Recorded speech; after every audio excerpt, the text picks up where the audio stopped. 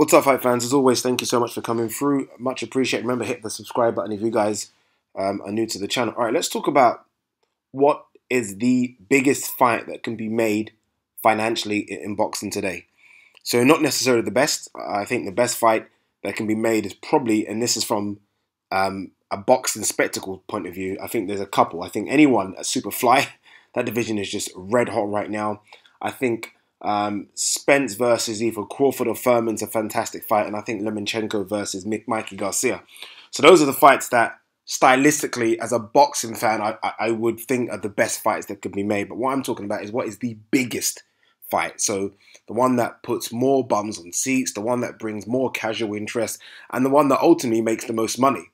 So immediately I think of two guys in terms of who I think right now are the biggest draws in boxing.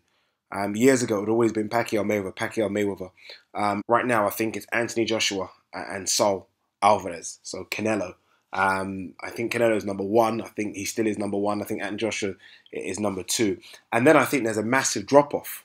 I really do. I think there's a massive drop-off after that. I can't think of anyone. I'm trying to quickly go through all the divisions in my head. I can't think of anyone that comes anywhere close to them. And that's unbelievable, right? I can't think of anyone. I mean, Chavez Jr. was always a big draw. I don't know if he is anymore. And believe it or not, people like Tony Bellew are now big draws. Stateside, I don't think Crawford and Spence are big draws yet, nor is Furman or Garcia. Adrian Broner springs to mind. So really and truly, they're number one and number two. Canelo, the problem he has right now is obviously we've got Gennady Golovkin rematch coming up May 5th. I think the first one probably done about 1 million pay-per-view buys. I don't think the second one will do that. I think we've seen it now, and I think that fight will pretty much play out exactly how that first fight went. So Canelo could nick it, Golovkin could nick it. I don't think the intrigue is there. And then you look at who else Canelo can fight at 160. Billy Joe Saunders, is that a huge big fight? No. Danny Jacobs, no. Charlo, I think it's a big fight, but again, not talking massive numbers. And 168, really, there's no one up there for Canelo. There's no one at 154 either. So in terms of Canelo having a big super fight, not because Canelo is not big by himself, but in terms of a dance partner, I don't think he has one in terms of being the biggest fight out there financially. You look at Anthony Joshua, and I think Anthony Joshua's got two, right? He could have 3 or 4, but I think he's got 2 super fights. And I've been kind of going back and forth in terms of which one is bigger. The first one is obviously Deontay Wilder. Deontay Wilder is a huge fight. And I've been thinking, the reason I don't have Deontay Wilder versus Joshua as number one is because of 2 reasons. I don't know how big a draw Joshua is in the States, if people even know who he is. My guys that are listening from the States, please confirm or tell me otherwise. And I also don't know how big Deontay Wilder is. I really don't. I don't know how big Deontay Wilder is. And that's no shame on Deontay Wilder. I just think, sometimes I think America just have so many big sports superstars that you can get lost in the thousands that they have. Remember, boxing, although I love the sport, it's not a big sport in America, is it really? I mean, NBA, NFL, baseball, ice hockey, Canada and the US, that there's so much other things that go on in America. So boxing almost is, I'd say, maybe 5th or 6th on the list. Whereas in the UK, we have Premier League football. And then I guess we have a bit of rugby, but then boxing really does kind of fill in the gaps. Boxing's huge over here. It's not in America. So I don't know how big Wilder is in America. So as much as I think Wilder and Joshua is big, I think it's more down to the UK fans than the US fans. And again, correct me if I'm wrong, but that's just the way I think it is. I don't know how big Wilder is, and it'd be good to see the numbers he does for Ortiz. Again, that's not on pay-per-view. And you think that's a huge fight. That should be on pay-per-view, but again, I don't know if America views it as big as we do in the UK. Like the UK fans, I guess boxing fans view it as a big thing. But I guess for it not to be on pay-per-view, I don't know if America views it as a big draw.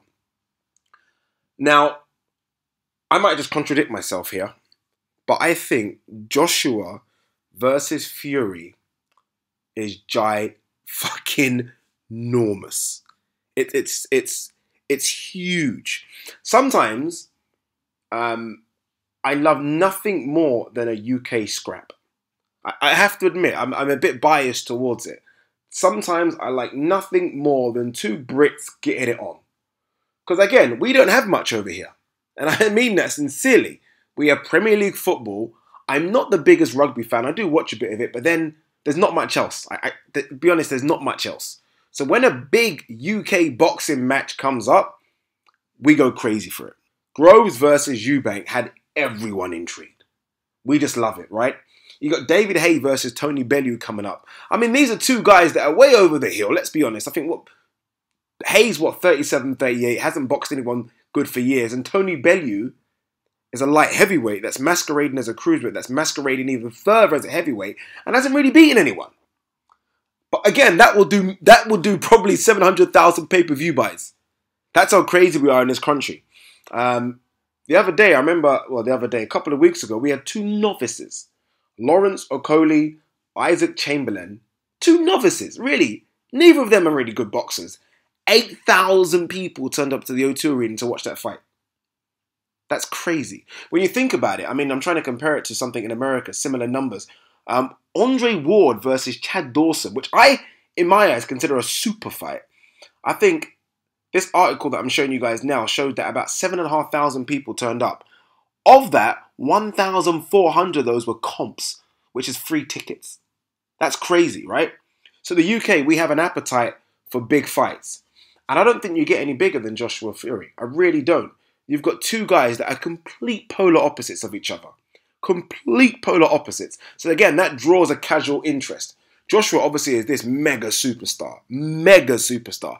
I don't know if the US know how big Joshua is over here, but Joshua is gigantic over here. I mean, we're talking Wembley, 90,000, sold out. Easy work. We're talking Carlos Takam.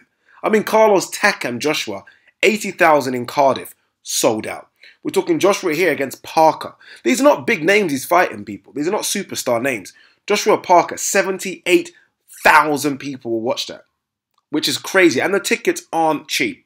The tickets are not cheap. I've been to a fight stateside, and you can get cheap tickets for a very good fight in America. You can get cheap tickets. I mean, $30, $40. You struggle to get that over in the UK. So when I think of Joshua Fury, again, you've got the former champion that wasn't beaten in the ring, stripped of his belts.